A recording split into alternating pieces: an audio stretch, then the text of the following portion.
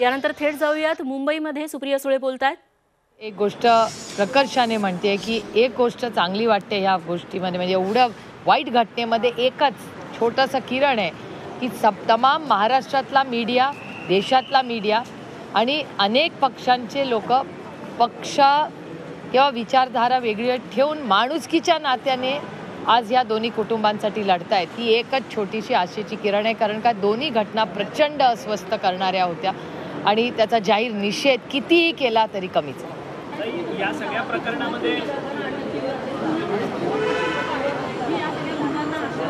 आता कसं कळणार, पण प्रत्येक अटक पुण्यातच कशी होते, सगळे येऊन त्या गुन्हेगारांना पुण्यातच कसे सोडतात, म्हणजे शाळेत सोडल्यासारखं झाले की सगळी आई आपली येते आणि मुलांना शाळेत सोडून जाते। तसं कोण अशी कोण आहे ही शक्ती जी येऊन पुण्यात त्यांना सोडते आणि पुण्यात त्यांना अटक होते, हे म्हणजे अगदी महाराष्ट्राच्या संस्कृतीला न शोभणारी गोष्ट।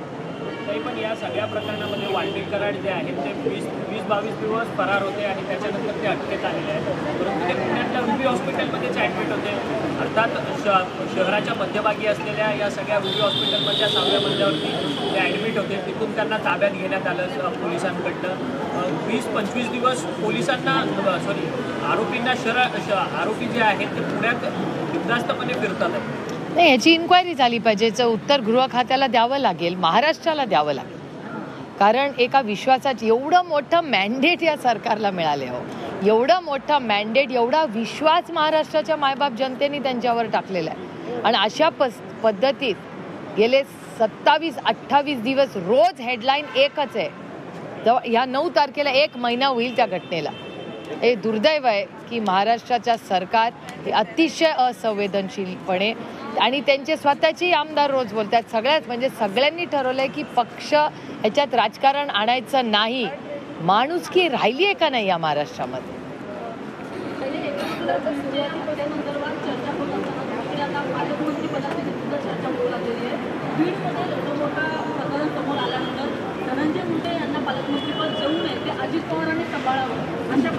मी तुम्हाला खरं सांगू, पालकमंत्र्याचा रोल, पालक या शब्दाचा अर्थ काय, मी इतके वर्ष सरकार जवळून लांबून सगळं पाहिलेलं आहे, पण पालकमंत्र्याचा एवढा चर्चा मी पहिल्यांदाच ऐकते।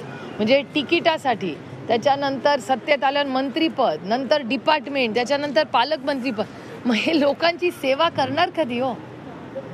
असं तुमच्या चॅनलवरनं येतं की सगळ्या मंत्र्यांनी चार्ज पण गेला नाही असं तुमचे चॅनल्स म्हणतात, वर्तमानपत्र म्हणतात, आणि केवढी ती चर्चा त्या पालकमंत्रीपदाची। काम कधी करणार? या सरकारमध्ये एकच माणूस काम करताना दिसतो, त्याचं नाव देवेंद्र फडणवीस, बाकीचे आहेत कुठे? आणि एवढं मोठं मॅन्डेट हो त्यांना मिळालंय, 2/3 मेजॉरिटीपेक्षा जास्त आहे। एवढं मोठं मॅन्डेट सरकारला मिळालेलं असताना मग हे सरकार ॲक्शन मोडमध्ये का दिसत नाहीये? फक्त मुख्यमंत्री